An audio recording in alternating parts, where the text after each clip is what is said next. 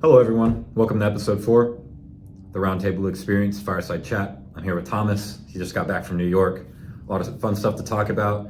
We started off before the cameras were rolling, talking about a new business idea he has. Thomas, you want to just give a quick overview? Because product aside, I want to dive into some criticisms that are really more surface level, and then we can dig into it. Because product features are always something that can be fixed. That's easy. That is just a function of putting the product out and getting feedback. But I want to talk about the strategy and then dive into the tactics. So just give us a quick rundown of that. Okay, quick rundown of my product idea. The product is called Zenith Cuff, a simple yet powerful tool to improve your trade execution and boost your profitability.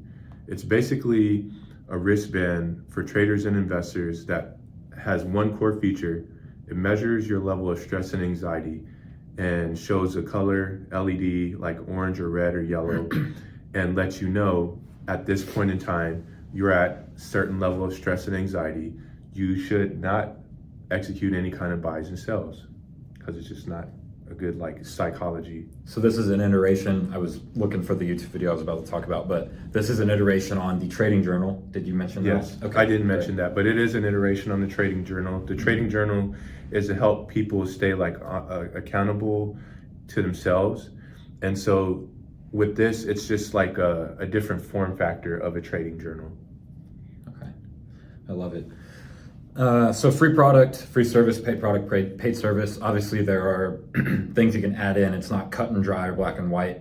You can have a third category if you make one up, because that's how things work. People make a model and then people critique the model and add stuff to it. My thought is though, this market is going to be very niche, and that's not a problem, but this is a paid product. I would create a free product that is a trading journal still. And so I'm going to reference this podcast, and I have another thought. That was my initial one, actually. So Digital Dropshipping by Brett Malinowski. Have you ever seen this guy? I've heard of him. Yeah, he's really good. So he's a younger guy, but I can really appreciate him asking questions. His first question on every podcast is, how much money do you make? And this is because he's having people that make $100 million, $50 million, stuff like that. So maybe this wouldn't be our first question to guests, but I can respect that he just starts it that way. They talk about, the person usually talks about their best year in business or whatever. But on this episode, this was about digital drop shipping. So it's ironic that this was put out 7 days ago, okay? I want to tell you how, I'm kind of bragging on myself. I'm going to tell you how next level my ideas have been for the trading journal. Digital drop shipping is essentially doing like product drop shipping, but only digital services or digital products, like a downloadable PDF, like Jailbirds, or a psychology journal, an emotion journal, a trading journal. So people are going to Notion, finding templates like Notion templates, Right. making it their own, putting their own branding on it, and then selling it online, because it is quite literally who gets to the market and the consumer first. Because products and services that are drop shipped like this are commoditized. So it is quite literally just instant supply meeting instant demand. So I love this because I don't think it's just an instant demand thing. You would have to build an audience, but that's also why I don't love it as an MVP, minimum viable product, because you will have to put money in the R&D, you'll have to put money into finding a supplier, all that stuff.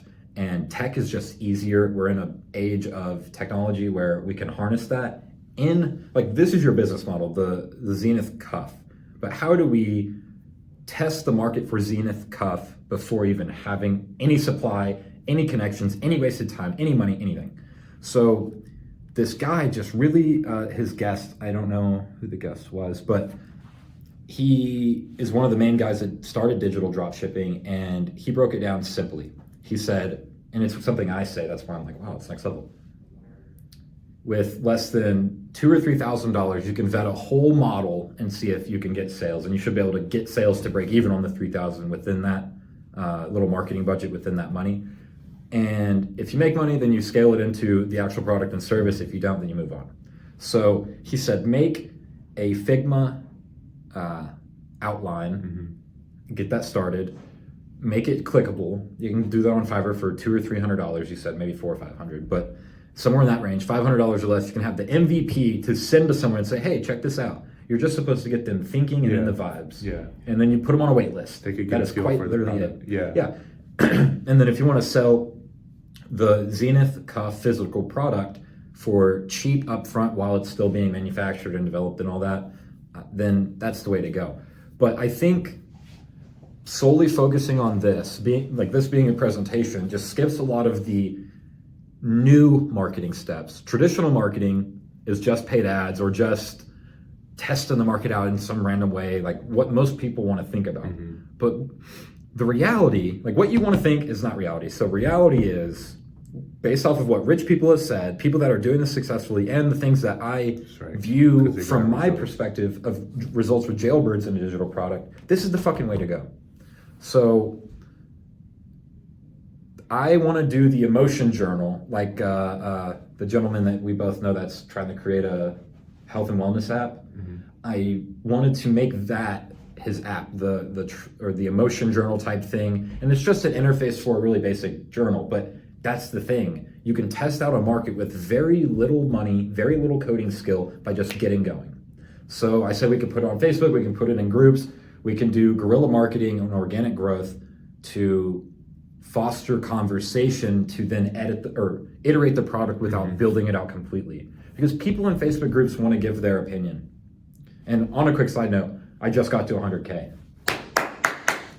My first Facebook group for the Jailbirds digital business got to 100,000 people. We've only ever put, what did I say, like $100 or $200 into getting people to that group, and that's the only marketing we've spent. Everything else has been organic traffic. So I know what I'm talking about with building something natural, and I started that just over a year ago. So it hasn't been that long to get 100,000 people.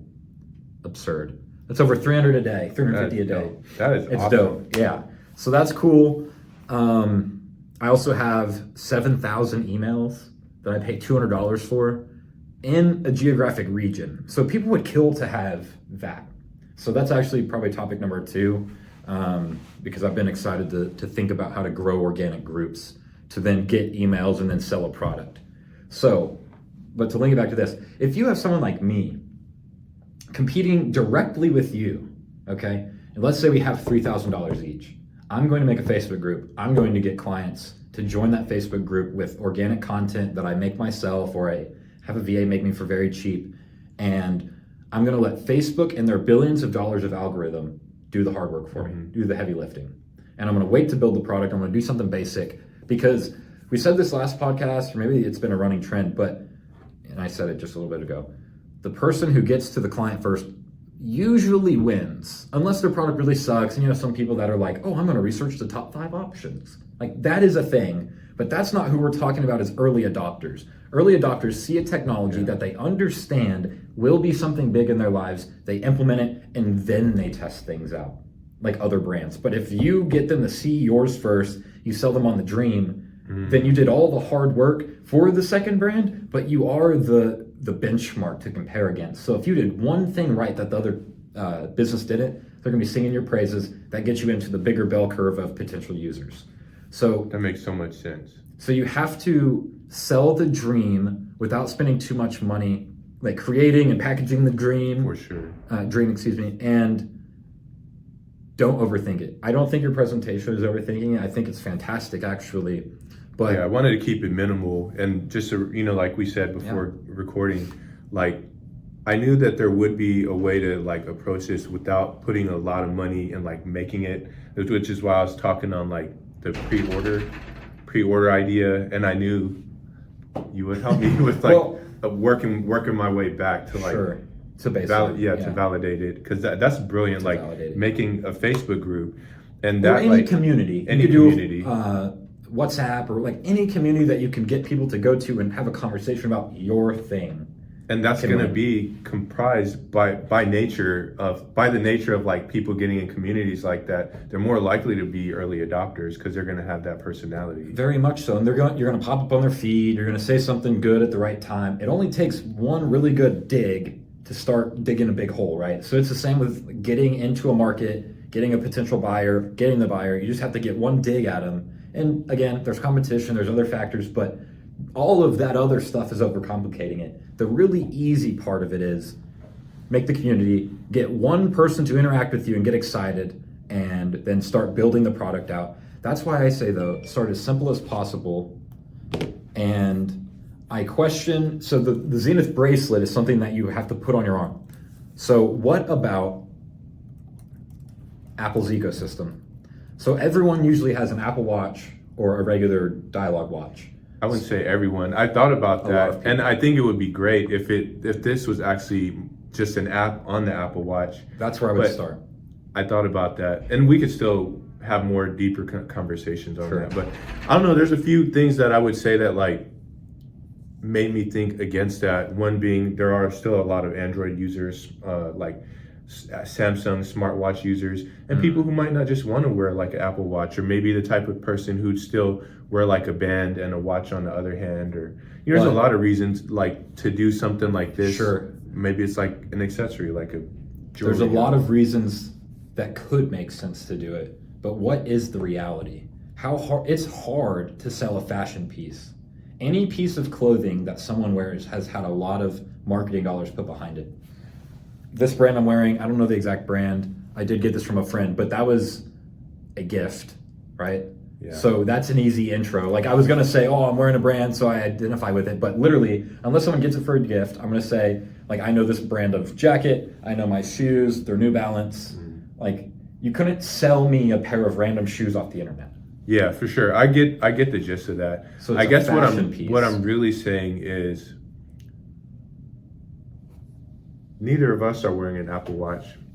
And if my ideal customer is someone like one of us, you know, I wouldn't want to like exclude however large that number of people is. No, I hear you. Like I got to push people to get an Apple Watch, then get engaged with it.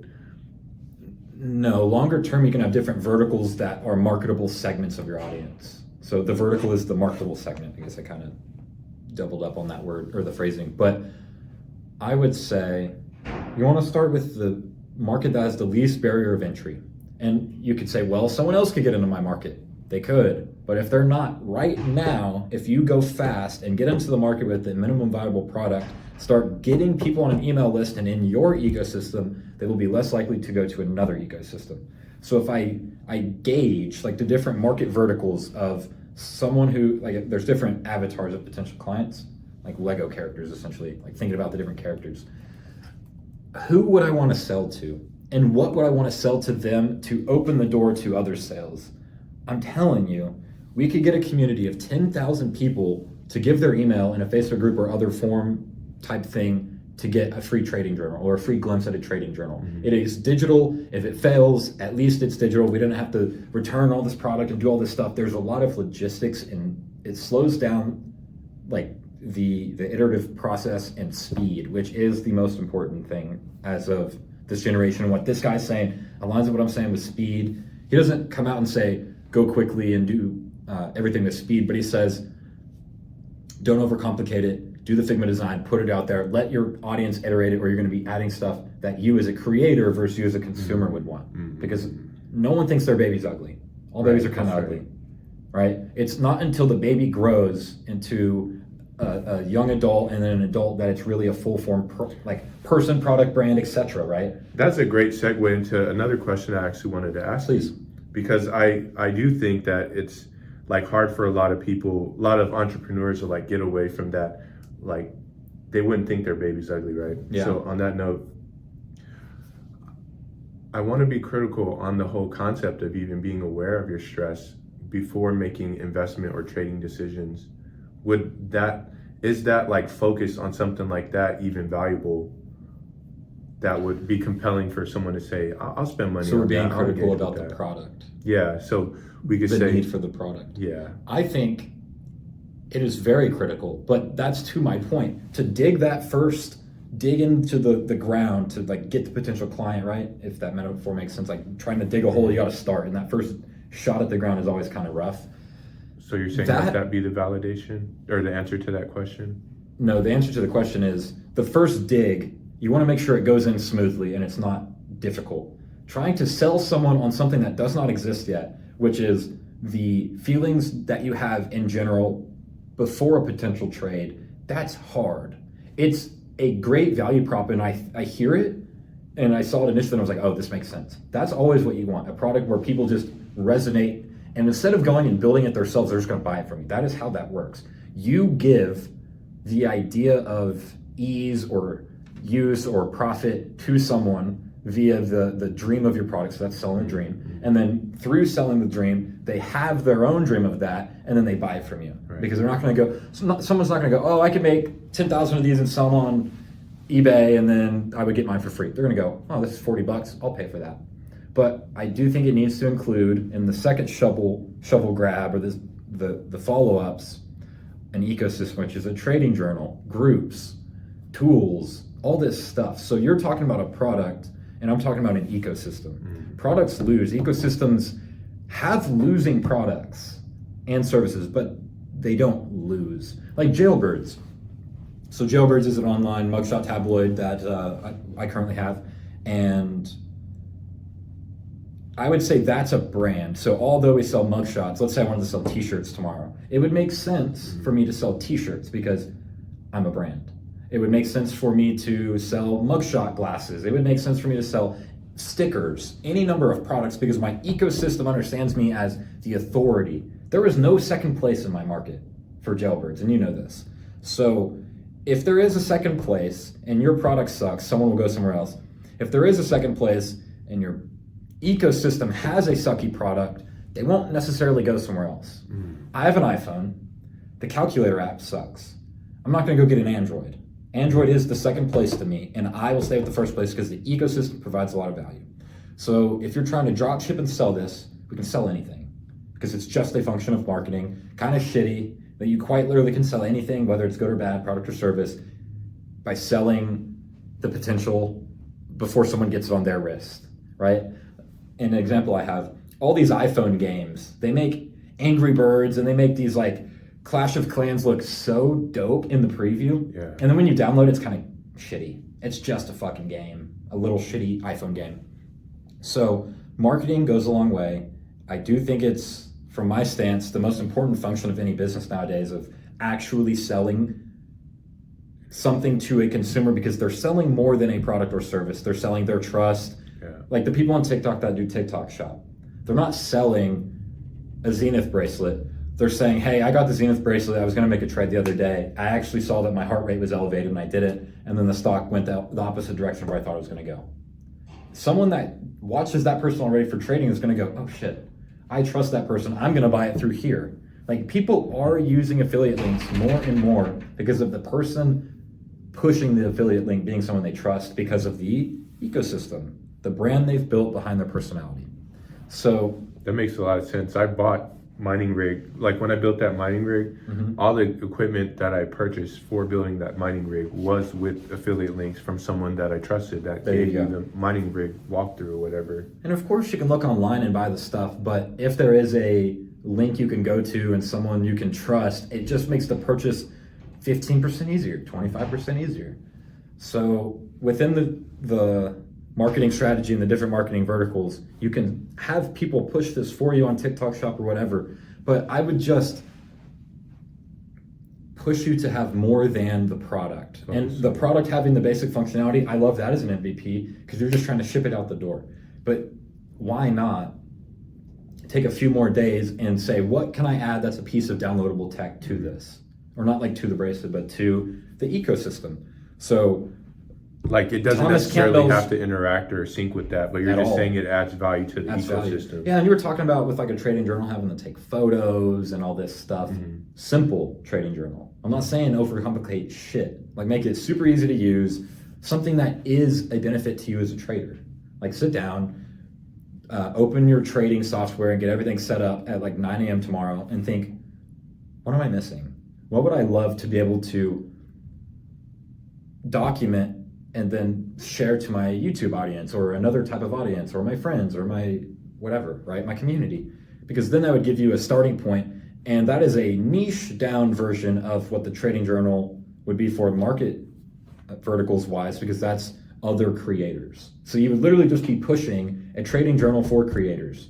And then you could push, like you can push the same thing with slap different marketing on it, and those are marketing verticals. So, and that's another thing that the guy in this video said. So trading journal for creators, then you have trading journals for pros, trading journals for dummies. You have all this stuff, and you just market the segments on Facebook, Instagram, TikTok, whatever, organic and paid, and then you just see what's working. You go to that market first to generate capital, and then you reassess how to push stronger into those other verticals. Like, this is super simple. It's the same with anything, though. You could show me any product, and I'd be saying the same thing, because this guy is onto something, and he's been onto it for like a year. And I've been talking about, health trackers and stuff like that for a while too. So it just makes sense to follow the trend, add your own spin on it, which could be this product, and then get to market as soon as possible. Like a trading journal on Notion, you sell the Notion link to people in an email. It's just like the betting communities that I was talking about. So I saw a TikTok live. The TikTok live had a guy talking about his sports bets for the day. It's like, oh shit, this guy looks good. And then I clicked on his link, and it took me to an app. Where was his link? Like in the TikTok description or in his bio? In his bio. Or sometimes TikTok doesn't love links in bio, so I think he just incrementally said, hey, go to betsharper.com or whatever, and purchase there. So then the betsharper.com link took you to, what's it called? Go Bets or something. There's some platform for it. So he's on a marketplace and selling his picks through the marketplace with an email link, and then they just sit there. So conversely, you could be on TikTok. You could be talking about trades every day for an hour a day, 2 hours a day, like once in the morning, once in the afternoon. Pre-market, post-market, like you have all these different segment types you could do. You have types of videos that you could do, faceless content, face content. And with all of that, you would say, be sure to check out thomascampbell.com to get a link to the free trading journal. And it would maybe be a one-day trading journal with no statistics and profit and loss and like all these cells that interact with each other. And then you could say, we do have a paid version of this, which is an Excel document that has everything you need to take your trading from $0 to $1,000 profit per day, or 15% a month gains with a proven strategy of holding yourself accountable to being the best trader you can be. Easy, something like that. Like, then you sell that, you see which market interacts with you on TikTok, you see which market interacts with you on Facebook, Instagram, etc., whatever platforms you're comfortable with. Well, not comfortable, whichever ones you think are relevant to your niche. So that's what I meant by cover, and deliver. So it kind of fits the free product, free service, paid product, paid service thing. It doesn't have to, but I would say, and just to categorize these things, I would say the free product would be the trading journal, single day, or like something super basic, just a piece of knowledge. It could have a thing at the bottom that had the different type of charts. Like if something goes up, what does that mean? Something goes down, what is that? And this could be free, this could be 99 cents.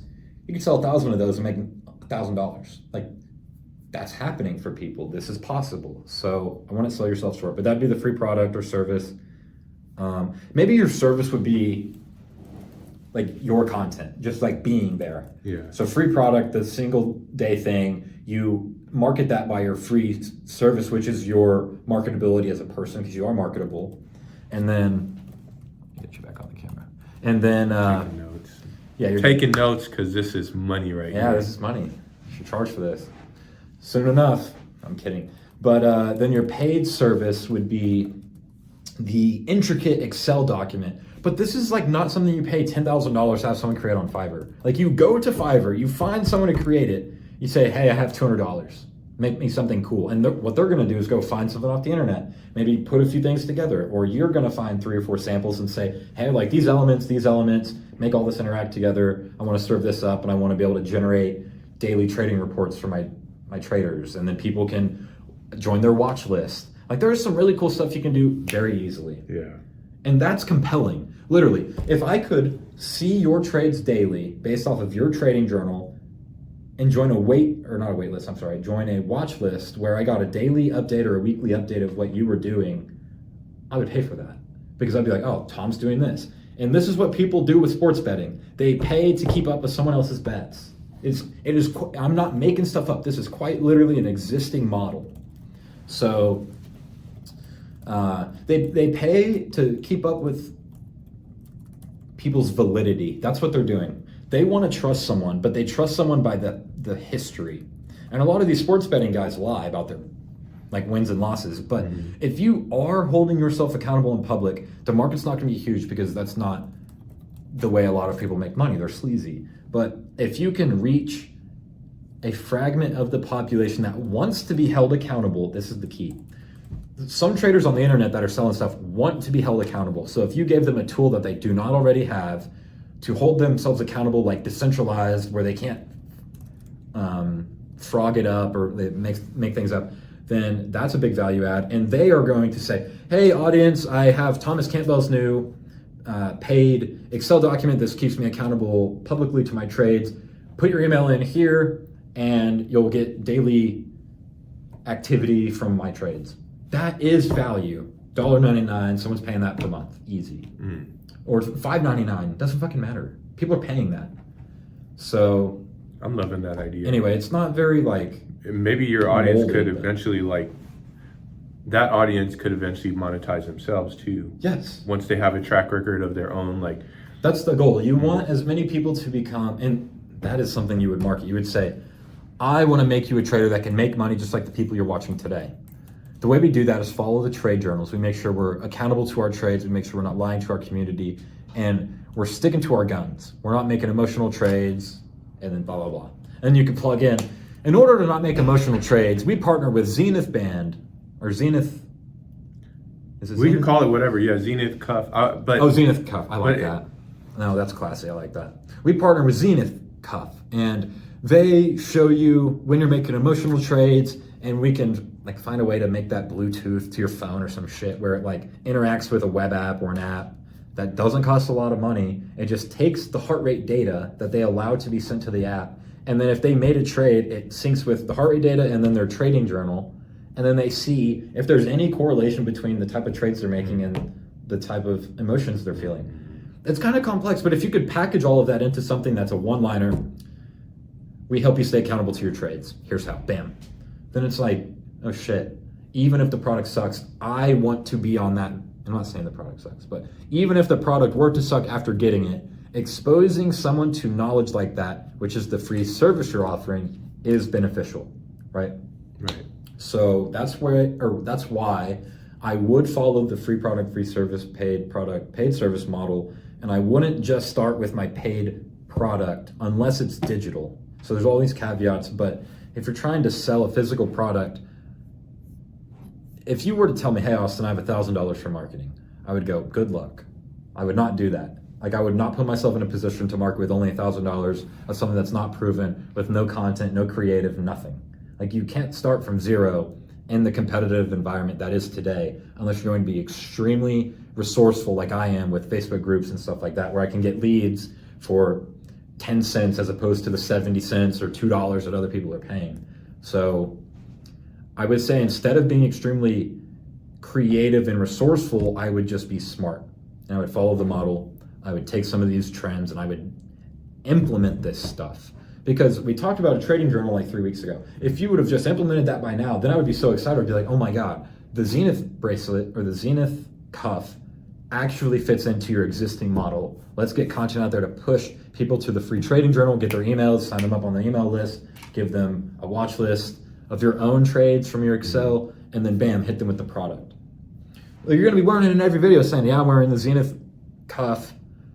I feel like that's hard to say, myself by the way. It is. Tangent. So yeah, I'm struggling with it. I was too. After it looks Zenith good cuff in writing, yeah, but Zenith band, Zenith bracelet. I love the word Zenith. What does it mean? Is like a peak or pinnacle. Okay. So it symbolizes the Zenith cuff brand symbolizes peak performance trading and luxury. I like that. I mean, it's really dope.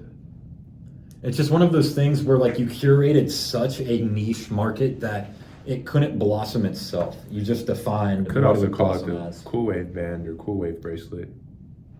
From I would just call it Cool Wave. Fuck the bracelet. It needs to be obvious. Cool Wave, or something similar. Wave band. That could be good. Zenith band. Zenith. You've been kind of naturally calling it Zenith bracelet. Zenith. Yeah. I'm not sure on that, but Zenith as the pinnacle, I do like that. But anyway, workshop some names. I do love the logo. That's sick regardless. And I think that could be the branding for the whole ecosystem. Yeah, that's kind of what I want to get at. So it'd be like based on your Zenith, input. and then it would be, we have the Zenith band, we have the Zenith. Like Zenith Trading Journal. would be the name of the brand, Yeah. and over like the umbrella over the community. I do think Cool Wave, though, does have its allure because you can market yourself as someone that stays up to date with ever budding trends, so new trends that hit the market. So when someone follows you, they're not just following a trend that you're seeing work now and you're successful because of what you've done. So you have the trust from past validity. It's like, oh, well, whatever happens into the future, this guy's going to learn. So I want to make sure I'm up to date. And there's this FOMO people get, this scarcity mindset. They're like, oh shit. Like I've felt myself do this on Twitter or on X threads where I see someone saying, keep up to date with the latest AI news. I'm your guy.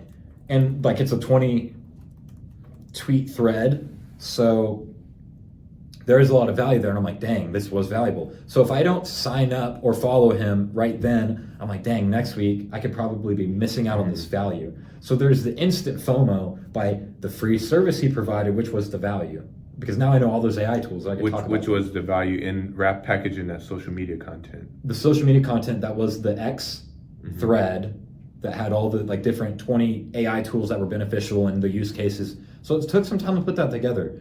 But you could have a VA do that in an hour. Yeah, you can make a for whole $10 bank fucking of- dollars. Yeah, you can make a whole content bank and keep They could it. just research for you all week, make the posts, and then you schedule them or you post them. Like, as the brand, curation is done by other people now, like ghostwriters and stuff like that. So it's becoming ever easier to just make stuff happen. But then people get caught up on like, oh, I gotta post it 2 o'clock, and oh, I gotta do this and that, or oh, I'm gonna use a scheduler. And I use a scheduler, and that's fine. But it just doesn't need to be overcomplicated. It's easier now than ever to do certain things like create a brand. I think it's harder to just sell a product though. You cannot just, I couldn't decide tomorrow to start selling phone cases. It would take $10,000 a month in advertising for me to catch up with people that already have email lists and way of reaching consumers that already bought their phone cases for the past 10 years. I would agree with that 100%, because if I'm thinking about myself as a consumer, like looking at a phone case to buy, I'm just going to see phone cases and not really feel anything. Yeah, but if you're already on a list, an email list, and maybe they only email you once a quarter, you're not bombarded, so you're not annoyed. But you're like, oh, like a new email. Well, look how crappy my case is. Yeah, I'll buy a case. Boom. I have them on email, so I must have bought something already. I'm a consumer of theirs. Bam, done. Because you already trust them. Because you already trust them. So it's not like you need trust for a phone case. I'm just saying it's much easier to have already been there. Mm-hmm. So we can't look back with 2020 precision and say, wow, drop shipping was really easy. We fucking missed the ball. You cannot just drop ship now. So the perspective is like... Build a brand. Yeah, That's sell the brand, not sell the product. brand, have products in the brand that make you a lot of money. Don't just do affiliate links. I think that's going to go away soon too. Not soon, but I'm kind of transitioning maybe. I'll just say this one point. Everyone's using affiliate links now because they've been so wrapped up in building their own brand that now, like, what's a good idea or a good use case of that? Not Thinkorswim. XYZ platform. Let's say I'm a trader. I sell XYZ platform and it's a trading journal. And instead of building my own trading journal, which would take me a few days and a few $100 or $1,000, I'm like, hey, get this journal. I make a commission on every sale. That will go away. Every creator will start going, I can find a template. I can put what I like in it and then I can sell to my consumer base. Brilliant. Affiliate links are fucked. They're done for. Companies that rely on affiliates are fucked. Man, I would agree with that, because that's actually literally the thought that I've had, like, on this whole movement I've been on and we've been on these past few months. Like, if I were to look at myself as an influencer that could do anything, would I want to sell and push other products through using affiliate links? It's easy. It's a low barrier entry way to like make money, but I would say like the end point would be something like that, like making my own product or service or whatever. Well, here's the thing. The affiliate programs allow you to get rid of all the logistics and liability. Although it's associated to your brand, it's still like, hey, if that software fucks up, that's not really my fault. Like, it was good. And then, like, if their audience is kind of mad at them, at least they're not really mad at them if they did own the product as well. I think the way to do it is having shell businesses, or like not lying to your consumer base, but like let's say you had a trading brand and you had a trading journal that you made. You would say, hey, I've partnered with a few friends and we've created a trading journal. They don't fucking know how many friends So that just is. that repositioning. It's a repositioning of, hey, I do like this product. I helped create this product. I personally use it. And I use it in all my videos. Go ahead and purchase. So that is a shift in perspective of how you own the product if you're the influencer, but also the influencer owning the product in the first place.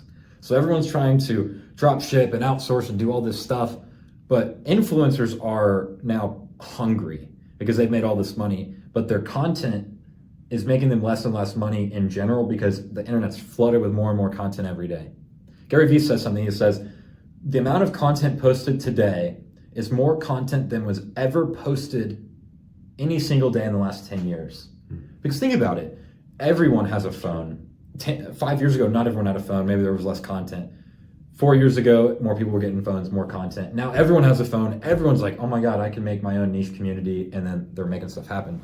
So these influencers that have business or enough business savvy to work with affiliates and bargain and do these deals are going to think, if I just go to a producer of a product, like in China, and get it white labeled and I put my logo on it, I can then sell this and make 30 to 50% more than what I made from an affiliate program. Or it Why could be like would they 5 not times do more. that? Yeah, it can be anywhere from 10% more to 500% more. It's just, a matter of scope and product and service and all that. But I'd be wary of relying on affiliates pushing all of your stuff in an easy market like the free product, which is the daily trading journal. Access. Yeah. Or not access, but the actual journal itself. Like they can journal themselves. Yeah, my point is I would be wary of the marketing vertical that is affiliates or even on the paid service, which is a trading journal or whatever, the expansive one. If they can just see that and see how much money they made you and they can just make their own, they're going to go make their own. So there's this pivotal moment that is happening right now with more and more creators thinking that and trying to figure out a way to do it. Yeah. So I bet a business that's going to be really good is whatever entity can be a marketing vehicle, like a marketing logistics vehicle for creators to brand and sell their own product through their existing channels. So like TikTok could do that. If TikTok allowed you to white label products from China and one of their warehouses in the United States, because they're making you like ship out of the US for most products.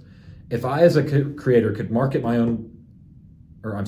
white label my own product, put my own name on it, my brand, and then sell it, I would no longer need any of the companies that are also getting their stuff from China. Mm-hmm. So like big legacy brands, I think, are going to get screwed by smaller niche communities of buyers. Oh, we know that guy. That was Win.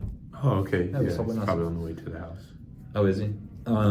So that's why I've been harping on growing an audience, getting their information, getting their emails, doing whatever you can to absorb them into your ecosystem, not your product. What if products lose? What if those companies, the bigger ones, instead of doing affiliate links, make the affiliate link kind of like process what you said? Like, hey, instead of an affiliate link, like we give you the opportunity to like white label your brand on it. So then they would be playing the role of distributor. So like, let's say there's a pair of pants, Built Basics of pants I'm wearing right now. They're really comfy.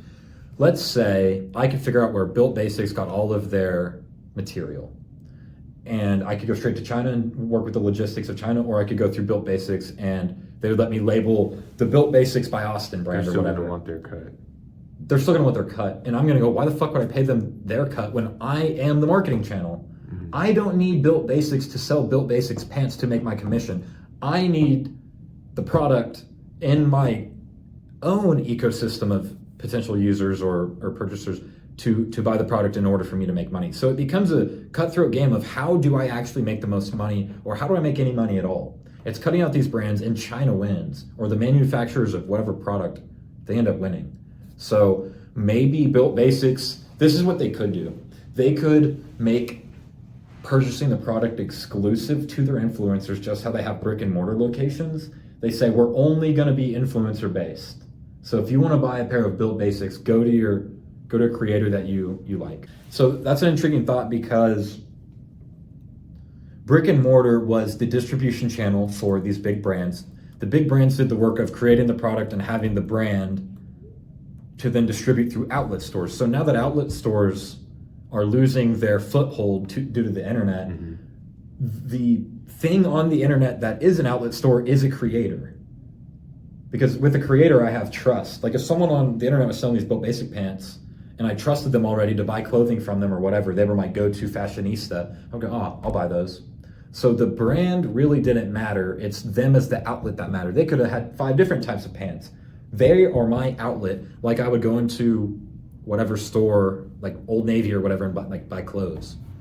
So that's really intriguing to think about. That is an intriguing thing to think about. And to like add to that point, I never heard of the brand, but I would now be open to even buying it. You know, if I saw it like in the mall or wherever, just because you mentioned it. But if you've never mentioned it, and I saw it in the mall, I'd probably wouldn't feel anything at all. Right. But see, the thing with the mall, like in the old days, I couldn't go, you know what, I don't want to pay the mall, so I'm just going to go market these myself or buy these myself and cut them out. They were the distribution. So the distribution has most of the leverage, because the people that own the brand really just came up with a logo. At the end of the day, this pant company came up with a logo and a design. That's hard, but it's not. I could call someone, like some manufacturer somewhere, and say, hey, give me a unique brand that mixes athleticism and business casual. You could ask ChatGPT. Yeah, then it would create it for me, and then I could go to market with it. So America over indexes for brands, and we've given a lot of value to mid-market companies that are not needed. Like China doesn't care, or the manufacturing facilities do not care about who buys the product from them and who designs it. They're not like, oh, I'd rather work with Built Basics than Austin. They're going to go, whoever has more potential clients is who I want to sell to. So even if you had to do an exclusive agreement, they would go with the distribution channel, which is not Built Basics. It is the 10 influencers that sell the most pants for Built Basics. So without over harping on that, my point is we're at an interesting point. I think influencers, their hourly rates are going to go down because of how many people are willing to be a hot guy or girl on camera to be an influencer. But I think if they play their cards right and they have an existing audience, if they just create their own business, it's very simple to create a business. People have been lying to these influencers, telling them, oh, it's hard, you need a business consultant, you need all this stuff. Once they realize their own power, they will destroy or usurp and take a lot of value from marketed mid-level product and service companies like Built Basics, like the creator of, the phone cases or whatever. So if you're not the distributor and the person that actually markets the end product to the end customer, or the creator of the product, you're fucked. Everything in the middle is fucked because the internet exists. Consumers don't need people in the middle. And they exist now, but we're early on in the cycle of the internet. So if you're listening to this right now and you're an entrepreneur, make a decision. Are you going to be a distributor or a manufacturer? Literally, yeah. So are you going to find a niche that you fit into and be a trusted source that's tried different products from different distributor or manufacturers, or are you going to be a manufacturer? I would buy on the side of what the new era of marketing looks like in the United States, at least, because sales in the United States has always been about brand. Coca-Cola and their brand in the 80s, like all this stuff, all brand. Pepsi, Coca-Cola, Sprite, Dr. Pepper, all this bullshit. It's all the same. It's just soda, flavored water, right? Or sugar water. So if it's just sugar water, flavored water, how do you stand out? It's by brand. So those big companies needed gas stations and still need gas stations and restaurants to sell their product in bulk, or like big box stores like Walmart. But like with the internet and I would say groceries and stuff like that's still good, but like pants is the really easiest example for me, because I will not go and buy these pants ever from a store, like an outlet store. The marketable thing is the influencer and the trust that I have for the influencer. Oh, and I was touching on the fact that marketability has always been the only thing that matters in America. Who do I know that has the thing?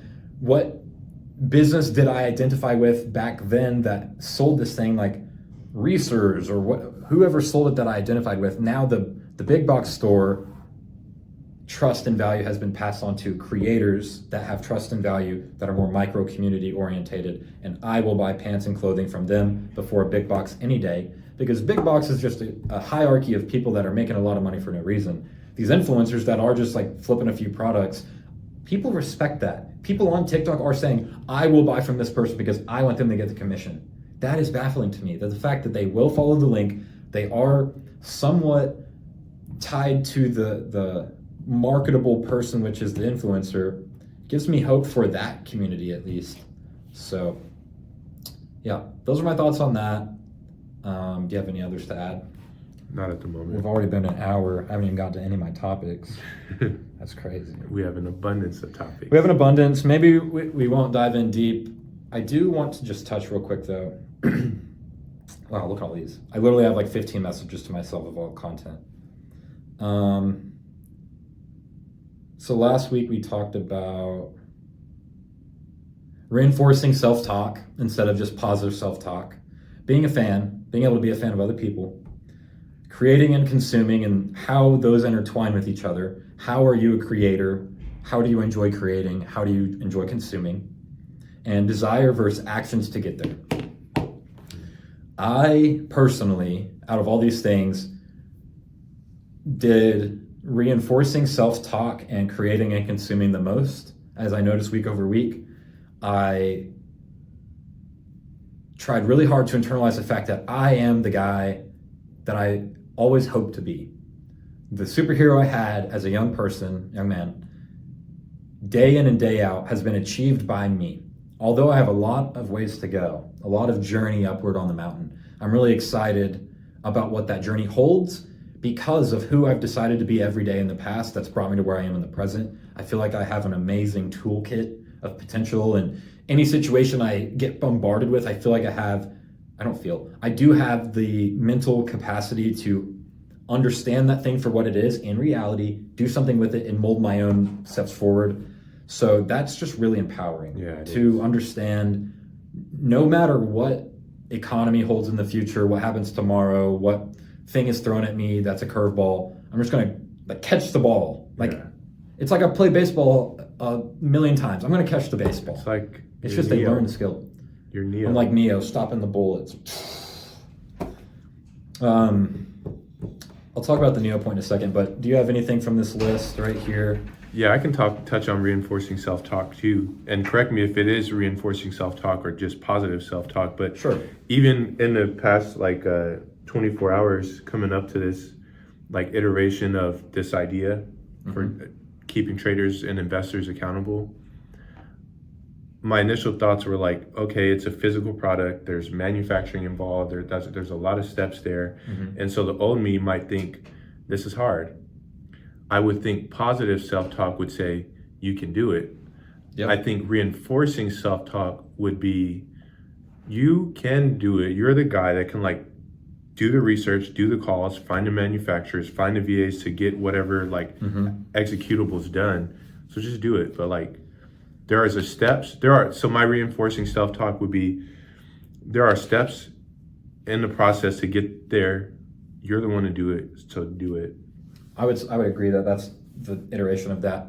I would also say that for myself, it would more so be, of course I can do it. Do I really want to do it? And is this the path to take to get to move forward? After our conversation, I would hope that you really think about how, it's like an ever-moving orb, right? You want to really just have the best course of action. We never are going to know, so we can never have complete information, or we would be rich.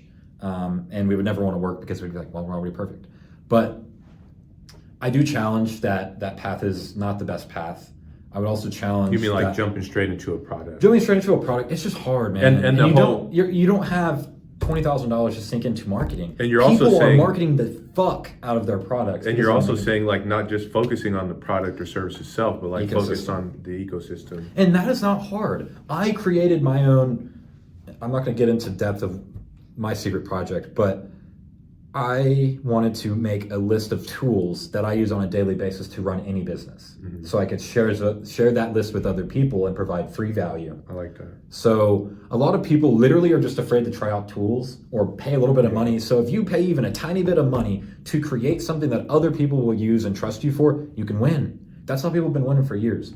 So I made this list from a prompt on Google Sheets or on Google, no, not Bard, on their version of Excel. I don't know what it's called. Is it Sheets? Sheets, yeah. Okay, Google Sheets. So there's a help wizard that you can like click a drop down and it says, help me organize. And I typed in, I want a succinct list with drop downs and feature sets of the tools I use on a day-to-day basis to run all my businesses. And then it created this whole thing, 5 minutes. It isn't the product. That would be mid-level. If there's like creation, well, I guess if there's manufacturing, marketability, and the influencers that market it or whatever, how you actually get to market, I would say that creating the Excel sheet is the commodity, having the trust, and so there's no middleman, actually, there's no big box store. It's the commodity is anyone could create an Excel sheet, anyone could do a trading journal, but why do I trust Thomas and his trading journal, and why am I going to buy that one over a different one? And then that would be a matter of the influencer. So, hey, I'm Thomas Campbell. The trading journal I am selling today, or that I've created, has many aspects of emotion involved. We're not just talking about sheer buy and sell. We're talking about why you're wanting to buy and the psychology that you have when you're placing that trade and when you're looking to sell. You want to make sure you meet your goals. Remember, don't get out too early. We always let our losses run, but we never let our wins run. And just bullshit like that. Yeah, because you don't want to just buy somebody like telling you what to do. You like if that's gone, you have nothing. But you want to be the one that has all the value. And it's okay to give people the understanding that they have potential and excite them to do it themselves, because then you just sell another product. People identify and trust people that help them.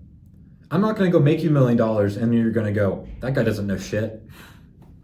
You're going to go, hey, I'd love to take you out to dinner and buy you a steak or something. Yeah. Like, you're going to continue to provide value to me, and in the form of financially or otherwise, emotionally or in business, because I helped you make a lot of money. So to live in the frame of scarcity of, if I share too much information with this person, they will leave me, I think doesn't suit anyone well. I see a lot of creators online that know more than me, but share everything they know. They just compiled it and served it in a way that was understandable. So they orated. Their oration is what I'm buying from them or I'm getting from them. Like, meet Kevin, Kevin, the stock guy. He's great. He's a caricature. He's an orator. He's fun. He's annoying at times, but he's still fun. So I've never bought any of his courses, but I can see myself buying a course even though I know how to do everything he's talking about, because he just saved me some time and compiled it. Mm-hmm. So if you're really good, you will still buy tools from other people, because with those tools, they just add to your toolkit and you can excel further. So that's why, like I was saying earlier with my reinforcing self-talk, doesn't matter who's doing anything, it doesn't matter how competitive a market is, how do I be the most competitive in the market? There's always a most competitive. So unless it's just literally a market where you have to have time in it, if I start tomorrow, how do I become the best? And do that. So selling a product, I don't think would set you up to be the best in that market of trading professionals. I don't think having a Series 65 or any of these certifications would make you best. Mm-hmm. I think giving people the emotional support to hold themselves accountable to making trades would be a very big value add, because there are so many people selling tickers and all this junk, but no one's selling the emotional turmoil that comes with being a trader and losing money, or being a trader and making a lot of money and not holding back. Like, there's so much room in this market to just fucking sell something, or not just sell something, but sell the dream, but that is really just something. So just package it, make it happen before other people just realize it for themselves.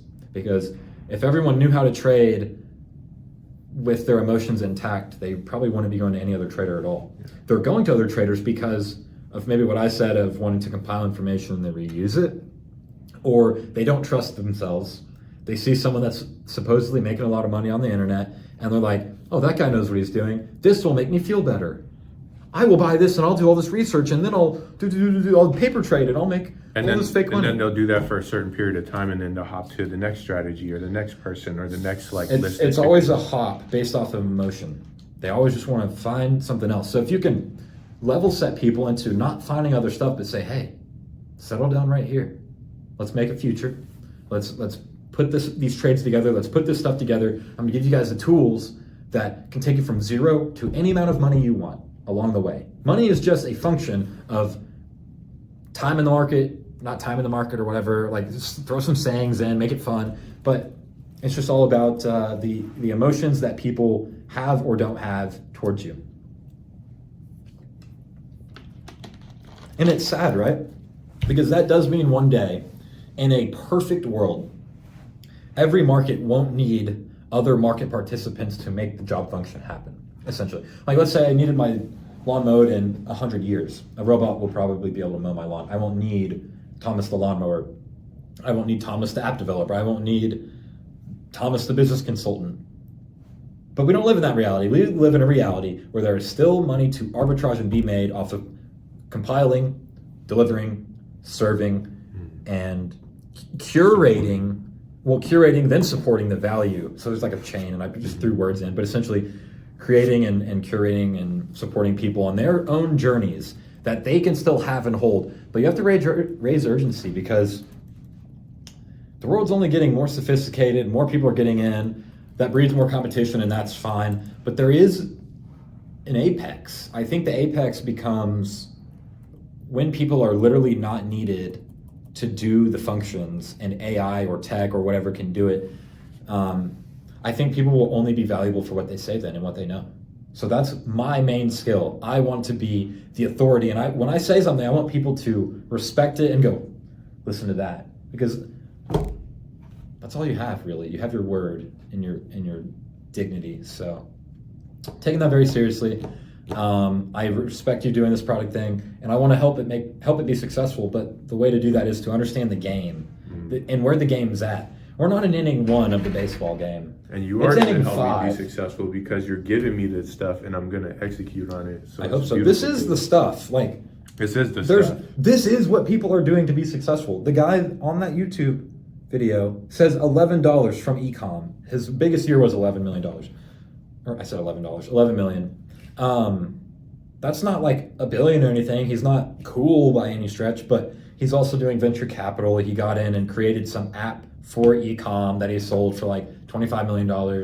But in ecom, his biggest year was $11 million. So, and he's just selling something random. Like, these guys aren't going and selling the newest, most sexy thing. Another guy on this guy's podcast is selling women's shower caps or something wild. Like, what? So it's like that saying that you told me a long time ago, someone made $1 billion selling elevator buttons. Mm-hmm. So the world is full of things that someone decided to sell, and that person became the person that owned the market. So you don't necessarily have to own every market you get into. You got to start somewhere, get capital, learn lessons. But if you can make it happen with organic and paid reach to garner an audience and start to sell product within that ecosystem, you can own it. So I think that's where it's going, though. I think it's not going to be as easy as deciding elevator buttons needed to be a thing and selling the buttons to all the people. I think it's going to be, you need, like, if we were to create the elevator buttons today, we would need to convince people to stop using stairs. So we would need to say, we're creating a coalition of people that want really tall buildings and they don't want really big calves. So you would like market like something stupid to like women, like, don't get big calves, go up the elevator. Bam, elevators were created. We helped get all the installations done, and we just were like, fuck it, we want to make money on the buttons. Here, bam. It's all functional marketing. Everything is just, how could it have been marketed differently to who? Back in the day, you didn't need to market it to ladies walking up stairs or not, because, you know, everyone needed elevators. So whatever your thing is, to my conclusion, market it to your ecosystem that you're building, because if you don't have an ecosystem of people that are like you or resonate with you into the next 10 or 20 years, you will fail. And I don't want you to fail. Anyone watching this, I don't want you to fail, but straight to the camera. Yeah, the writing's on the wall. Like, economy is changing. It will be slow, because change is always slow until it's not. So if you wait until it's not, you are fucked. Because there are people like me out there that are building communities of 100,000 strong right now that aren't going to wait. So, cat's out of the bag. What else we got? God. Let me just see if I have any. Someone today sent me this thing asking about their ex. And I really just wanted to read this on like a power moment on the Fireside chat. Because this is just us shooting the shit, talking about different stuff that we want to talk about throughout the week. And I thought it was a very good articulation. Maybe it isn't, but she said, it hurts that his rebound ended up being his person so soon after we broke up. And she said, can you explain to me why? And I said, I think people do what they feel, not necessarily what they should. There are 99% NPCs out there. Blank is shallow. I told you that from the beginning. People get exposed to new things as young adults and are drawn to those things. I'm sorry to interrupt, but what is an NPC? It's like the generated players in a video game, like Sims. Like if you walk up as the character with the controller, like you're controlling your character, it's the ones that like are just computer code. Okay. And I guess your character is computer code too, but you control it. Yeah. NPCs, like in real life, NPCs are like, now I can say this because it's been proven. It's like if you're in the grocery store and you have your mask on one ear, and they're like, put your mask on, put your mask on. Shut the fuck up. Double mask up, bitch. How about that? If this mask is so efficient, double mask up. So NPCs, they just believe anything. They're just going to spout whatever narrative is being pushed by the media. Could or could not be related to masks. Okay. But I said 99% of people are NPCs. Blank is shallow. I told you that from the beginning. People get exposed to new things as young adults and are drawn to those things. They don't know how to show emotion, so they do stupid things that maybe don't even align with who they are. Because they're new experiences, right? I'm going to keep reading, but Dr. Urich, a professor I had at OSU, told me one of the most profound things I ever have heard. He said, most of you, and it was in a class of like sophomore year, so like a bunch of 19-year-olds. He said, most of you are 1 year old. And everyone was like, what the fuck? Like looking at each other like, I'm 19, I'm 20. And he said, you're 1 year old because you've been doing everything your parents told you to, and you trusted them to control your lives until now. And I'm here to tell you, you're on your own. And I was like, wow, most of these people are not 19, nor do they have 19 years of experience. They are quite literally just a product of who their parents were together in the dynamic of being parents. That's kind of wild. So anyway, I'm gonna get through this. I know you're getting a call, so we'll finish. People are super unaware in general of what truly would make them happy and the potential depth of happiness that they could have, and they don't know the words to even begin to comprehend the emotions that they're feeling, and their self-awareness doesn't exist at all, or it needs to go deeper in order for them to have a more fulfilled life. So it's like always being upset about something but not knowing what you're upset about because you haven't experienced the thing to be able to put words to that event. So I think a lot of people are stuck in that, and I think that's like super critical. The thing is though, ignorance is bliss, because without the understanding of depth, you never miss it, nor are you jealous that you don't have it. That's profound too. Poetic. Yeah, I think they're fine. So then I was being nice about the guy and his new girl. I said, I think they're fine. I'm happy for them in the short term. I'm sad for them in the long term. It hurts, but life gave you many chances to understand who you were, blank. I'm talking to the girl that asked me this question now. And life gave you many chances to understand who you were and who he wasn't. You didn't listen. It's a tough lesson in love. So I just think that, I don't know why I'm adding it in. I think it's really unique because a lot of young people, or maybe even older people that haven't had to express in their own words how they feel, are just living life in a state of ignorance. And they might not be mad all the time, but they could be more happy and they're not even aware of that. Yeah. And they could feel like, well, if I could be more happy, that diminishes the quality of my life that exists now. That is why a lot of people choose to stay ignorant, because there is bliss of, like, if they know at 29 that they could have learned this thing at 21. They're like, I just missed out on 8 years of my life. So people don't want that. I think that's really intriguing, and I think that is a very pessimistic way of looking at it, because if you learn at 29, then you don't have to learn at 35. Then you don't have to learn at 55. Right. And you can live from 29 to when you die knowing the thing and having a more reaped and fulfilled life. And the good thing about the future is that it hasn't happened yet. So you can look forward to it, and it can be whatever you want it to be. Anything you don't know today, you can decide to go out and find. All of human knowledge is at our fingertips, and we can do anything we put our minds to.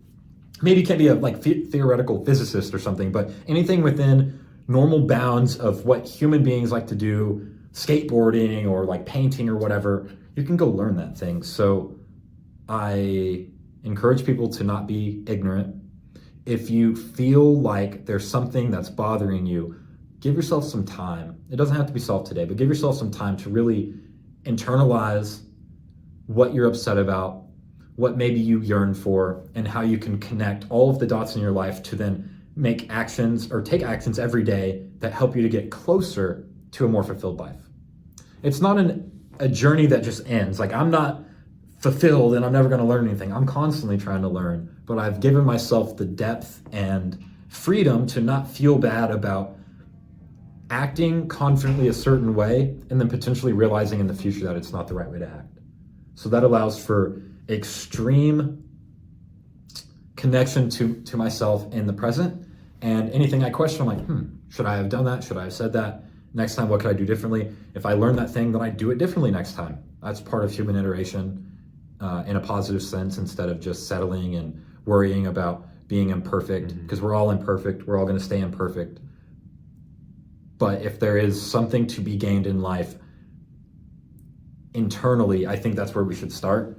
And that's why I'm so big on, like, I love your emotion journal idea, because we have to start inside. It does not matter what the market's doing. That's right. Like, what are we looking at the market as doing? That's what matters, because our perception of the event of, oh, Apple went up today. Why did it go up? Oh, my perception is they had this new iPhone release. Another piece of news could have come out that said, oh, Apple does blank, and had nothing to do with the fucking product release. So our perception always plays a difference. In trading and life in general and business, everything that is a part of our moment-to-moment existence should be more understood, because it's us, it's who we are, it's what we live with all the time. So no one's going to figure it out for you. You have to be your own counselor in a way. If you don't want to do that, you can go to a paid professional and tell them your goals. Don't let them tell you the goals. Tell them the goals, or fucking walk out. And yeah, accountability. I kind of rambled at the end, but do you have anything to add? Dude, that was so beautifully put, like, I want to cry. Except for the end. No, I just think it was brilliant, man. I'm going to be watching this, like, again. Really? Yeah. That's dope. Okay. There was a spot there I thought we were going to end, and I thought it was a beautiful ending, and then it just got even deeper, bro. Like, oh my God. It's important. Oh, fuck. I actually have to say this too. Do you mind? Go for it. So I've been saying this thing to Thomas recently, or Thomas, I've been saying to you recently that I'm Neo from the Matrix, because a lot of these influencers are talking about the Matrix. And and I thought, I feel like a prodigy, and that's Brayla's name, but I feel like I am extremely special, not in an arrogant way, but truly, like, I have something to get to humanity. How can I foster that to be the best possible version of that, so I am the one that gives it to humanity? Because a lot of people feel like me, but not a lot of people will take the mental pathways and patterns and say the things that I'm saying to get there. So I thought, where does that put me in the world of this Matrix? Because a lot of the powerful influencers that are shining light on the system that is currently and has been are giving a future generation a new reality to live in. And I think that's beautiful. I think so too. And I question, what reality is that? And I think it's one where prodigies and people of confidence are as true to form emotionally with reality that they can be. So I was telling someone earlier today, I want to have a base layer of like how I view things as reality. And then on that, I want to place my emotions and my perceptions. So then I can at least know where I'm differing from like what happened in like the hallway over there. Like you could have seen someone punch someone in the face. I could have seen someone yell obscenity at someone, and that's why they punched them in the face. So just about the layers that we're putting on life, I think that a lot of people don't even know how to begin to articulate the things that I think and I'm able to articulate. Yeah. I want to give that to the world. There is a new coming, and the coming is not just financial success. It is getting to self-actualization. I think that we are on the pyramid of hierarchy of need, or the Maslow's hierarchy of needs, where we have everything in the Western world, and a lot of people across the world have a lot of things. I think some of them have gotten to self-actualization in a different path than us because they didn't have financial success to then bolster that. They just live in a small tribe or community and they feel like they have everything. So I'm not going to pretend that the game didn't already exist though. I'm in the game. Like this reality that surrounds us existed before me and it will exist after me. How do I play as substantial a part as I'm supposed to with my words and my actions? So I was researching, to my point of Neo, I was researching, and I'm wrapping up, you keep getting a lot of messages. Neo wasn't abnormal. Neo was reinforced by people around him to say that he could do anything that he set his mind to. And there's like these conspiracy theories like in the movie and stuff that says, like, for example, how did he learn to jump across the buildings or learn Kung Fu instantly? And you could say, well, he got the tech put in him or whatever. But the tech, like the data that then helped him do the Taekwondo or jump the building, existed in one of the previous matrices, because there's like 7 matrices or something. But without overcomplicating it, the Oracle, Samuel L. Jackson, I can't remember, or not Samuel L. Jackson, who's the guy that played the bald dude? Got it. Was it Samuel Jackson? No. Well, anyway, there are a few characters in the Matrix that tell Neo he is the one. He's technically not the one because the computer program with the glasses and the earpiece takes out his earpiece. That's the one. Neo's the 2. So them together are like needed to stop the Matrix or something. And with all of that, I realized, wow, I thought I was Neo, but I'm really just a person that has been so reinforced positively with my own talk and with others like yourself telling me I am so capable of stuff that I've just like curated a reality where I'm just brilliant. And I'm brilliant. And you're brilliant. That's fine. I can accept that. So what does that mean for other people and their realities? So how do I take my brilliance and who I hope to be known for and impart those ideas to other people? It's through this podcast. It's through some other things I'm working on in private that I'm very excited to share with you. And yeah, I think the Matrix is a really good frame of reference to look at how reality like was in a way, like people being used for their heat, their time and their labor, what we were supposed to not be exposed to, which is self-actualizing thoughts, and what we're actually capable of, which is a lot. The more we can positively reinforce through self-talk and to other people that we know and care about how capable they are, the more reality will benefit, I think.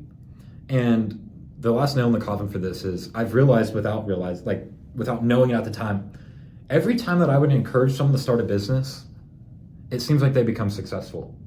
And it's not because necessarily I'm special or they're special. It's just like they thought they could do it, but they weren't going to do it. I questioned why they weren't doing it and told them that they could do it. And I gave them the push off the edge, and I told them to build the airplane up on the way down, or so to speak. Like different people had different conversations with me, but essentially it's every master started as a day 1 student or prodigy or something. So what separates those that do and those that don't? I think it's the self-talk that tells us that we can, and then surrounding ourselves with people that also tell us that we can. Because if I tell myself I can, but everyone tells me I can't, that's the famous story of people that were like kids and their families always told them they couldn't do it, right? And then they may or may not do it. way less likelihood of success. I don't remember what the alternative was, but then there's someone like me. I have amazing internal dialogue and reinforcing self-talk, and I have people externally that only tell me good things. I only hear good things. If there's something negative or bad around me, delete it, get rid of it, because what the fuck is that doing for me? You can have positive criticism, but positive criticism isn't bad. Do you need to take this? So we can wrap here. I would say that the important thing is to realize that anyone can really do anything. It's really scary for those that are afraid to actually take action. It's really inciting and positive for those that are prepared to take action that just haven't yet. I'm here to tell you, and Thomas is here to tell you and back up what he's seen in my life and his own, that sheerly believing and taking actions that get you closer to your goal will make you the person that is the master, the pro, the person that did it, not the person that sat behind the scenes and was like, well, there's an excuse here, there's an excuse there, or whatever. So 100%. With that, are we good? Episode 4 in the books. Like the Aikido.